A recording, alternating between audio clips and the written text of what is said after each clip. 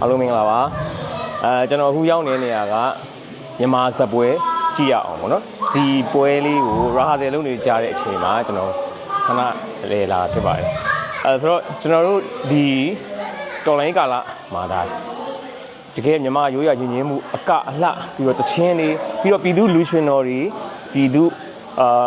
CDM ဟိုမင်းသားမင်းသမီးတွေအတီးပညာရှင်နော်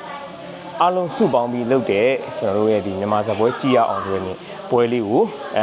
လက်ဖြန်ဆိုလို့ရှိရင်တော့မြေပြင်ပွဲပြမှာပေါ့နော်မြေပြင်ကျွန်တော်အခုမြေပြင်ပွဲပြမယ့်နေရာရောက်နေတာဖြစ်ပါတယ်ဧပြီလ9ရက်နေ့ဆိုရင်တော့ online မှာကျွန်တော်တို့ကြည့်ရှုလို့ရမှာဖြစ်ပါတယ်တော်လိုင်းကာလမှာဖြော်ပြရေးထက်ပိုတော့နောက်ပြီးတော့ကျွန်တော်တို့ဒီပွဲမှာရတဲ့ဒီရန်ပုံငွေတွေကိုအောင်ဆန်းမျိုးသက်ပေါ့နော်ဒီတက်ရဲ့လိုအပ်ချက်တွေကိုဖြည့်ဆည်းနိုင်ဖို့အတွက်အကုန်သုံးဆွဲရမှာဖြစ်ပါတယ်ဆိုတော့တကယ်ကိုကျွန်တော်ပြည်သူအမှုပညာရှင်တွေ CDM မင်းသားမင်းသမီးတွေအတက်ပညာရှင်တွေပြီးတော့ပြည်သူလူချွန်တော်တွေရဲ့ပါဝင်ပြီးတော့ပြုလုပ်မဲ့မြန်မာရိုးရာ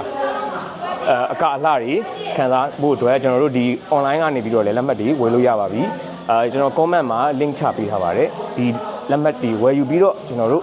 ဒီဇက်ပွဲကိုလည်းကြည့်မယ်ကျွန်တော်တို့လက်ရှိတော်လိုင်းရေးအချိန်ကိုမြင့်တဲ့အနေနဲ့ကျွန်တော်တို့တက်ရင်အောင်ဆန်းမျိုးဆက်ဒီရန်ပုံငွေအတွက်လည်းပါဝင်ပေးကြပါလို့ကျွန်တော်